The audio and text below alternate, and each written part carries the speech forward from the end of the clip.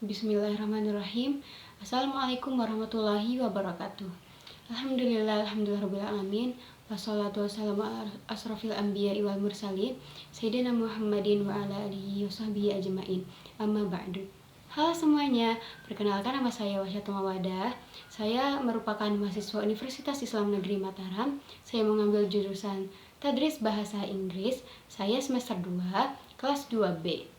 Tujuan dari pembuatan video ini adalah untuk memenuhi tugas pada mata kuliah Psikologi Pendidikan, di mana saya akan membahas tentang 3 materi, yakni materi yang pertama adalah tentang emosi, kemudian yang kedua adalah materi tentang berpikir, dan yang ketiga adalah materi tentang manajemen kelas. Baiklah, langsung saja. Materi yang pertama adalah tentang emosi. Berbicara tentang emosi, mungkin teman-teman berpikir bahwa emosi adalah suatu tindakan atau suatu ekspresi negatif yang terjadi ketika kita sedang marah. Akan tetapi tidak ya teman-teman, agar tidak salah paham lagi, kita langsung saja ke materinya. Emosi berasal dari kata emotus atau imor yang bermakna to stir up, yakni suatu dorongan terhadap suatu yang lain. Dalam Word College Dictionary, emosi diartikan sebagai setiap rangkaian kegiatan pikiran atau perasaan, nafsu, serta setiap kondisi mental yang hebat atau meluap-luap. Sementara itu, fungsi dari emosi bagi individu atau seorang manusia tidak hanya sebagai pertahanan diri atau cara untuk mempertahankan diri untuk hidup. Akan tetapi, emosi juga memiliki kegunaan dalam pembangkit energi yang memberikan kegairahan dalam hidup manusia. Emosi juga memiliki beberapa jenis ya teman-teman, yakni jenis yang pertama adalah kesenangan atau happiness, yakni perasaan gembira atau puas terhadap suatu hal yang menyenangkan. Kemudian yang kedua adalah kemarahan atau anger, yakni suatu emosi negatif terhadap sesuatu yang dianggap tidak adil atau mengganggu gitu. Kemudian yang ketiga adalah ketakutan atau fear, yakni reaksi terhadap ancaman atau suatu bahaya. Kemudian yang keempat adalah kesedihan, yakni perasaan sedih atau kehilangan akibat peristiwa yang menyedihkan. Kemudian yang selanjutnya adalah cinta atau love, yakni perasaan kuat terhadap seseorang atau sesuatu yang memiliki nilai penting. Kemudian yang keenam adalah rasa jijik atau disgust, yakni suatu respon negatif terhadap suatu yang dianggap kotor atau menjijikkan. Kemudian keterkejutan atau surprise, yakni suatu reaksi terhadap sesuatu yang tidak terduga. Kemudian yang selanjutnya adalah kecemasan, yakni suatu perasaan cemas atau gelisah terhadap masa depan atau suatu situasi tertentu. Kemudian yang terakhir adalah rasa bersalah atau guilt, yakni suatu emosi yang muncul saat seseorang merasa bertanggung jawab atas tindakan yang dianggapnya salah. Kemudian, poin selanjutnya adalah mengenai faktor penyebab emosi. Nah, faktor penyebab emosi salah satunya adalah kondisi psikologis ya. Kondisi psikologis merujuk pada berbagai faktor dalam pikiran dan perasaan seseorang yang mempengaruhi cara dia merespon situasi atau stimulus tertentu.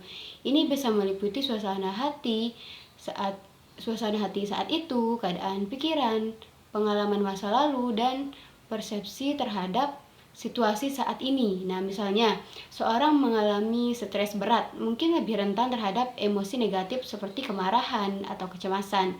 Begitu juga suasana hati yang positif dan perasaan diri yang baik dapat membuat seseorang lebih mungkin merasakan emosi positif seperti kebahagiaan atau kasih sayang. Oleh karena itu, kondisi psikologis seseorang dapat berperan sebagai faktor penyebab utama dalam munculnya berbagai jenis emosi. Kemudian, poin selanjutnya adalah mengenai pengaruh emosi pada belajar, yakni perhatian dan fokus, memori, motivasi, pengambilan keputusan, serta interaksi sosial, kinerja kognitif, dan juga kesehatan psikologis. Kemudian lanjut ke materi kedua mengenai materi tentang berpikir. Nah, berpikir dalam psikologi pendidikan itu merujuk pada proses mental, di mana seorang mengolah informasi, membuat penalaran, dan memecahkan masalah. Nah, ini melibatkan penggunaan berbagai strategi kognitif dan metakognitif untuk memahami, mengingat, dan menerapkan informasi yang diperoleh dari pengalaman dan pembelajaran. Nah, jenis, tipe, dan pola berpikir dalam psikologi pendidikan terdapat beberapa jenis tipe dan pola berpikir yang dibahas, yakni yang pertama adalah berpikir kritis, yakni proses analisis dan evaluasi yang sistematis terhadap suatu ide atau informasi untuk membuat suatu keputusan atau memecahkan masalah. Kemudian yang kedua adalah berpikir kreatif. Ini adalah kemampuan untuk menghasilkan ide-ide baru, solusi kreatif, atau pandangan yang tidak konvensional dalam memecahkan masalah atau menciptakan suatu hal yang baru. Nah, berpikir yang selanjutnya adalah berpikir analitis. Nah, kemampuan untuk memecahkan masalah menjadi bagian-bagian yang lebih kecil atau mengidentifikasi pola-pola dalam informasi kompleks. Selanjutnya adalah berpikir sintesis, yakni proses menggabungkan ide atau informasi yang berbeda untuk menciptakan pemahaman baru atau menyusun solusi yang utuh. Kemudian yang selanjutnya adalah berpikir reflektif, yakni kemampuan untuk mengkaji dan mengevaluasi pemikiran atau tindakan seseorang sendiri serta mempertimbangkan implikasi dan konsekuensi dari keputusan atau tindakan tersebut. Kemudian poin selanjutnya adalah faktor penghambat dan pendukung dalam berpikir. Nah, di dalam berpikir itu ada beberapa faktor yang menjadi penghambat atau pendukung. Nah, beberapa di antaranya, yang pertama, faktor pendukungnya yakni motivasi, keterbukaan, pengalaman, dan juga keterampilan metakognisi. Nah, kemudian faktor penghambatnya yaitu ketegangan atau stres, kurangnya pengetahuan dan pengalaman, stereotip atau bias, dan juga ketidakmampuan dalam keterampilan berpikir kritis. Nah, kemudian poin selanjutnya adalah mengenai proses berpikir. Nah, proses berpikir ini adalah suatu serangkaian aktivitas yang terjadi saat seseorang mengolah informasi, memecahkan masalah, membuat keputusan, dan juga memahami dunia di sekitarnya. Yang pertama itu ada persepsi. Ya, persepsi ini merupakan proses pengenalan dan penerimaan informasi melalui panca indera. Ya, kemudian ada pemrosesan. Setelah informasi diterima, otak mulai memprosesnya hingga menjadi penerimaan. Informasi menjadi memori jangka pendek dan juga jangka panjang. Kemudian ada pemahaman. Selama tahap ini, individu mencoba untuk memahami informasi yang diterima. Proses berpikir selanjutnya adalah evaluasi, yakni proses kritis di mana individu mengevaluasi informasi yang dipahami, menilai kebenaran dan keakuratan informasi tersebut. Kemudian ada pemecahan masalah. Jika ada masalah yang dihadapi, individu menggunakan berbagai strategi untuk menemukan solusi yang memadai. Proses berpikir selanjutnya adalah kreativitas. Nah, beberapa proses berpikir melibatkan kemampuan untuk berpikir secara kreatif. Nah, ini menghasilkan ide-ide baru dan mengatur solusi yang tidak konvensional. Kemudian materi yang ketiga atau materi yang terakhir adalah tentang manajemen kelas. Manajemen kelas itu tentu saja sangat penting diterapkan dalam suatu proses pembelajaran. Nah, maka dari itu, mari kita bahas. Baik, langsung saja ke definisinya. Manajemen kelas dapat didefinisikan sebagai serangkaian strategi, teknik, dan proses yang digunakan oleh seorang guru untuk mengatur, mengelola, dan memfasilitasi pembelajaran serta perilaku siswa di dalam ruang kelas.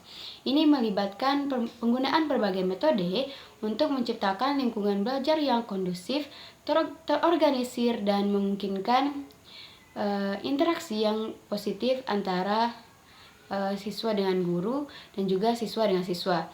Manajemen kelas adalah proses perencanaan, pelaksanaan, dan pengendalian kegiatan pembelajaran yang dilakukan oleh seorang guru di kelas agar tercapai tujuan pembelajaran yang diharapkan. Kemudian, poin selanjutnya adalah mengenai tujuan manajemen kelas. Nah, tujuan manajemen kelas itu sendiri adalah mewujudkan lingkungan belajar yang teratur. Dengan mengimplementasikan manajemen kelas yang baik, guru dapat menciptakan suasana kelas yang teratur dan juga terkendali. Nah, hal ini membantu mencegah terjadinya gangguan atau perilaku yang mengganggu proses kegiatan belajar dan mengajar. Nah, tujuannya yang pertama adalah mengefektifkan proses belajar mengajar. Yakni manajemen kelas yang baik dapat membantu guru dalam mengoptimalkan waktu belajar menggunakan sumber daya secara efisien, menyampaikan materi pelajaran dengan lebih efektif. Nah, kemudian tujuan selanjutnya adalah menciptakan iklim kelas yang positif. Melalui manajemen kelas yang tepat, guru dapat menciptakan iklim kelas yang positif, kondusif, dan menyenangkan bagi siswa. Hal ini dapat mendorong semangat dan motivasi belajar pada siswa. Kemudian tujuan selanjutnya adalah menumbuhkan sikap disiplin dan tanggung jawab siswa. Manajemen kelas yang baik dapat membantu menumbuhkan disiplin dan tanggung jawab siswa dalam mengikuti proses pembelajaran. Siswa akan lebih terkondisikan untuk berperilaku sesuai dengan aturan dan tata tertib yang berlaku. Tujuan selanjutnya adalah memaksimalkan potensi siswa dengan lingkungan belajar yang kondusif dan efektif. Siswa dapat lebih mudah memaksimalkan potensi mereka dalam belajar. Guru dapat lebih mudah mengenali dan mengembangkan bakat serta kemampuan setiap siswa. Nah, kemudian mengatasi masalah-masalah yang dapat mengganggu proses belajar. Nah, manajemen kelas yang baik dapat membantu guru dalam mengantisipasi dan mengatasi masalah-masalah yang mungkin timbul seperti gangguan, perilaku tidak disiplin, atau konflik antar siswa. Dalam mewujudkan manajemen kelas yang baik, tentunya seorang guru harus memahami beberapa strategi berikut ini. Yang pertama adalah strategi preventif. Strategi ini bertujuan untuk mencegah terjadinya masalah atau gangguan dalam proses pembelajaran. Nah, contohnya adalah menetapkan aturan dan prosedur yang jelas serta menciptakan lingkungan belajar yang kondusif. Kemudian strategi yang kedua adalah strategi refresif. Nah, strategi ini digunakan untuk mengatasi masalah atau gangguan yang terjadi selama proses pembelajaran. Contohnya adalah memberikan teguran, konseling, atau hukuman yang tentunya bersifat mendidik. Nah, strategi selanjutnya adalah strategi pengaturan lingkungan pembelajaran. Nah, strategi ini melibatkan pengaturan lingkungan fisik kelas seperti penataan meja dan juga kursi, pencahayaannya, juga penggunaan media pembelajaran yang sesuai. Nah, strategi selanjutnya adalah strategi pemberian penghargaan dan juga hukuman. Nah, strategi ini melibatkan pemberian penghargaan atau reward untuk perilaku positif siswa dan memberikan hukuman atau punishment yang bersifatnya mendidik untuk perilaku negatif siswa. Nah, strategi selanjutnya adalah strategi modifikasi perilaku. Strategi ini bertujuan untuk mengubah perilaku siswa yang tidak diinginkan melalui teknik-teknik tertentu seperti pembentukan kebiasaan positif, pemberian motivasi, atau konseling. Nah, kemudian strategi kerjasama dengan orang tua atau wali murid. Nah, untuk mendukung pengelolaan kelas yang efektif seperti komunikasi rutin, keterlibatan dalam kegiatan sekolah, atau program pendidikan orang tua, seperti itu. Kemudian poin yang selanjutnya atau poin yang terakhir adalah mengenai keterampilan manajemen kelas. Keterampilan manajemen kelas ini mengacu pada kemampuan khusus yang harus dimiliki oleh seorang guru dalam mengelola kelas secara efektif. Nah, beberapa keterampilan manajemen kelas yang penting yang harus dimiliki oleh seorang guru antara lain. Yang pertama adalah keterampilan membuat aturan dan prosedur kelas. Nah, ini meliputi kemampuan guru dalam menyusun aturan dan prosedur yang jelas, konsisten, dan dapat dipahami oleh siswa. Aturan dan prosedur ini menjadi pedoman bagi siswa dalam berperilaku di kelas. Nah, keterampilan selanjutnya adalah keterampilan mengatur lingkungan fisik kelas. Guru harus mampu menata lingkungan fisik kelas seperti penataan meja, kursi, pencahayaan, dan penggunaan media pembelajaran agar kondusif untuk kegiatan belajar mengajar. Nah, kemudian keterampilan mengorganisasi kegiatan pembelajaran. Guru harus terampil dalam mengatur dan mengorganisasi setiap tahapan kegiatan pembelajaran agar berjalan efektif dan efisien, seperti mengalokasikan waktu dan juga tempat. Keterampilan berkomunikasi dan memberi instruksi. Nah, kemampuan berkomunikasi secara jelas itu memberikan petunjuk dan instruksi yang mudah dipahami oleh siswa. Nah, ini juga sangat dibutuhkan dalam pengelolaan kelas. Kemudian keterampilan selanjutnya adalah keterampilan memberi penguatan atau reinforcement. Guru harus terampil dalam memberikan penguatan positif, yakni seperti pujian, reward, dan lain-lain untuk mendorong dan memotivasi perilaku positif siswa. Nah, kemudian keterampilan menangani masalah disiplin. Kemampuan ini untuk mengantisipasi, mencegah, dan mengatasi masalah disiplin siswa. Ini merupakan keterampilan penting dalam manajemen kelas yang efektif. Nah, dengan menguasai keterampilan tersebut, guru dapat menciptakan lingkungan belajar yang kondusif, tertib, dan juga dapat memaksimalkan proses pembelajaran di kelas. Segitu saja pemaparan materi dari saya. Semoga bermanfaat, kurang lebihnya mohon dimaafkan. Wabillahi taufiq wal hidayah. Wassalamualaikum warahmatullahi wabarakatuh. Terima kasih.